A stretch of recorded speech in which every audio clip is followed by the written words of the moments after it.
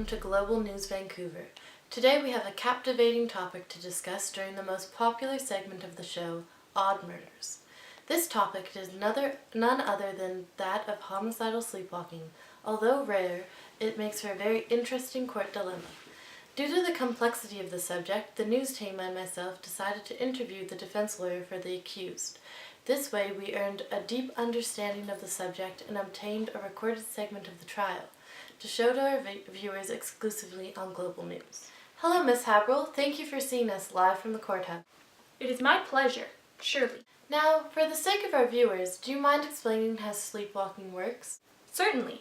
Sleepwalking, also known as somnambulism, is a sort of parasomnia. This means that there is an abnormal, disruptive behavior that occurs during sleep. During the first third of the night, your body is in NREM, or non-REM sleep, which is the deepest part of your sleep cycle. During this time, your body repairs itself and releases hormones, which means that you are not dreaming. Furthermore, due to the deep manner of the sleep, your brain will resist awakening, causing it to be very difficult to awake a sleepwalker. You're starting to sound more like a scientist than a defense lawyer.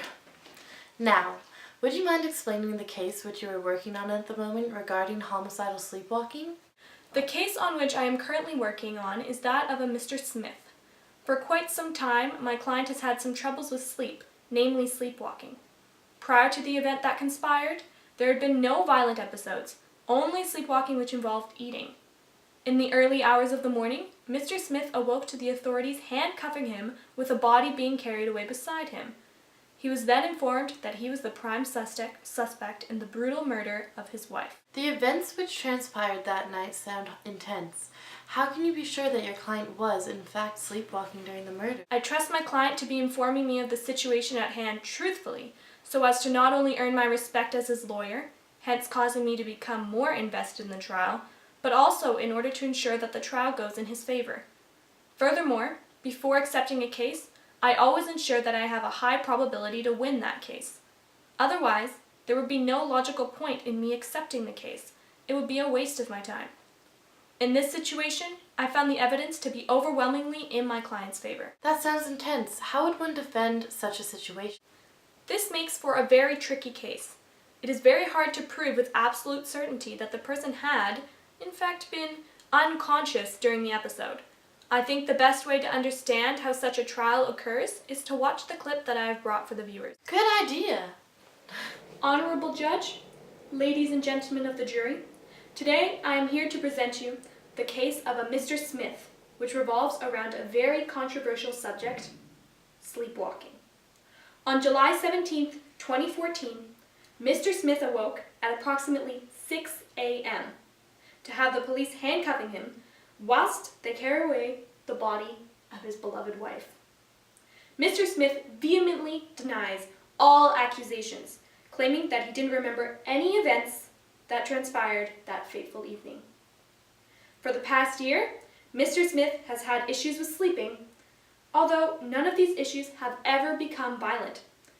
Evidently, sleepwalking is a part of his life, and thus the probability of this being a sleepwalking episode is not far-fetched. In fact, I would consider it to be true without a doubt. Mr. Smith and his wife had a lovely marriage.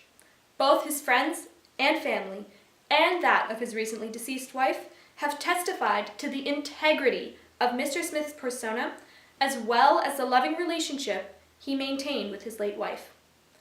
Hence, I ask of you, how can one accuse and convict another of murder without both the mens rea and the intention? Certainly, this murder was not premeditated. Furthermore, seeing as he was asleep, he was unaware of what was occurring, and thus the mens rea is undoubtedly absent to this crime. Therefore, Mr. Smith cannot be punished for the crime which he did not intentionally or consciously commit. That sounds like a pretty indisputable defense to me. We are now going to take a short break, and when we come back, Global News will be showing the results of the trial of Mr. Smith and discuss some more with Ms. Habrel. Welcome back to the show. Prepare yourselves now for the climatic ending to the most complex law case in recent history. that of the homicidal sleepwalking. Upon deliberation of this subject and from receiving the results from the jury, we now have our final verdict. We find Mr. Smith not guilty for the crime of first-degree murder of his wife, Mrs. Smith.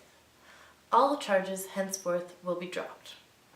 However, due to the severity of the accidental crime, Mr. Smith is obligated by law to obtain therapy once a week to deal with the stress which goes towards sleepwalking.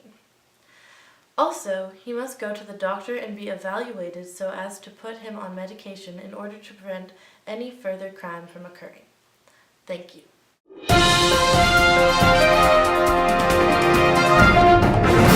I must say, I did not see that coming. You have done your job well and have served the Canadian people well.